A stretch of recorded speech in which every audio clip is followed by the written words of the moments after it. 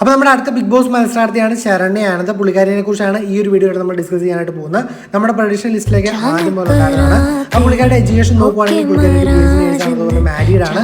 ഹസ്ബൻഡിന്റെ പേര് വരുന്നത് മഹേഷ് രാജൻ. അതുപോലെ നമുക്ക് എല്ലാവർക്കും അറിയാം പുള്ളിക്കാരുടെ സീരിയൽ കാര്യങ്ങൾ നോക്കുവാണെങ്കിൽ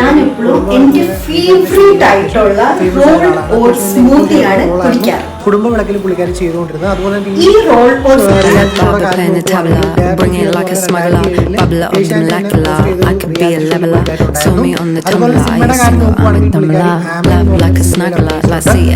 ഒരുപാട് പുള്ളിക്കാരൻ നമുക്ക് കാണാൻ സാധിച്ചിട്ടുണ്ട്. അതുപോലെ ഒരുപാട് അവാർഡ് കാര്യങ്ങളും പുള്ളിക്കാരൻ നേടിയെടുത്തിട്ടുണ്ട്. അപ്പോൾ ഇതൊക്കെയാണ് പുള്ളിക്കാരനെ കുറിച്ചുള്ള ഒരു ബേസിക് വ്യൂ എന്ന് പറയുന്നത്.